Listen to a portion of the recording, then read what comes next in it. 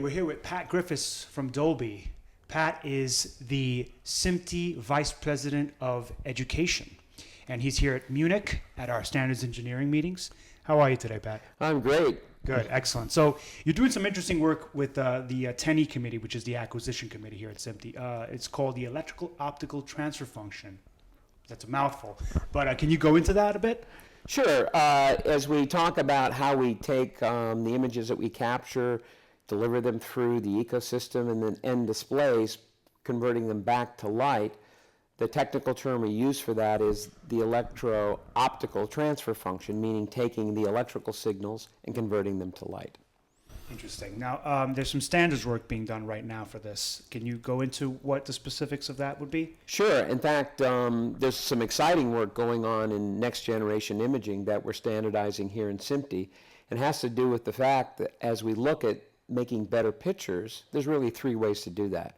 One, of course, is more pixels, and we've heard a lot in the industry about 2K or 2 megapixels versus 4K, which is 8 megapixels for image display. And clearly, you know, that's one way to make better pictures. Another way is faster pixels or higher frame rate or higher temporal resolution. And there's indeed a lot of work going on there. The exciting topic that we're talking about here in SMPTE is a third area that I call better pixels, which is another way of saying brighter pixels, higher contrast ratio, as well as more colorful pixels.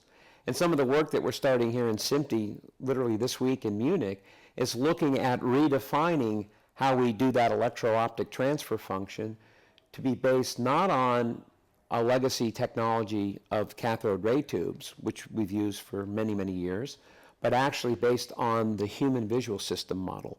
And so we call this work a perceptual, meaning human perception-based electro-optic transfer function. That's interesting. So obviously the standards work has begun. Do you have a time date set for completion for publication of documents? Yes, we just kicked off the project this week here in SMPTE. And in our SMPTE new model, which we're really speeding up the process, we hope to have documents by March of next year. March is pretty quick. Why the haste? Well, one of the exciting things about SMPTE is we're an internationally recognized standards organization. And in fact, MPEG, which is familiar to many people, and the International Telecommunications Radio Communications Sector, which is an international organization, both of those organizations can use SMPTE standards as a normative reference, which means they take our work and refer to it without recreating it. So MPEG right now is very interested in this topic, and we hope to create standards in which MPEG can refer to, as well as the ITUR. Yeah, that's interesting stuff.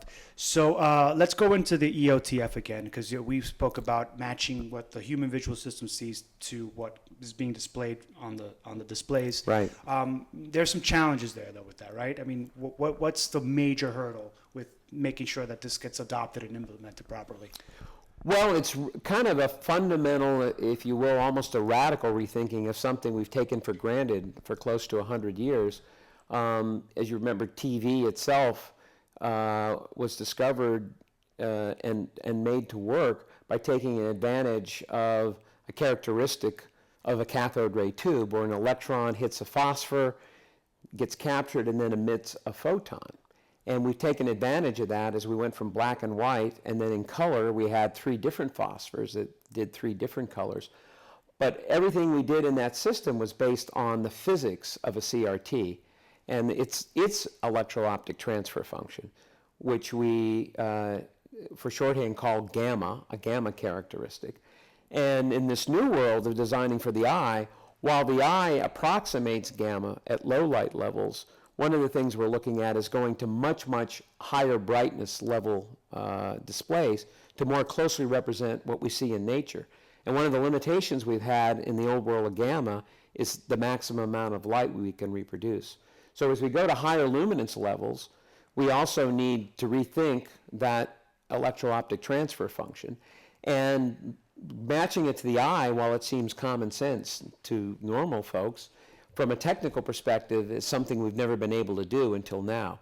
And so the big challenge is getting people to start thinking about an electro-optic transfer function based on the eye, as opposed to our historical and established method of using gamma. Interesting. Anything else you want to talk about? We're still rolling. I could just edit it in. Sure. As I mentioned, the more, better, faster pixels topic has now begun to capture people's attention.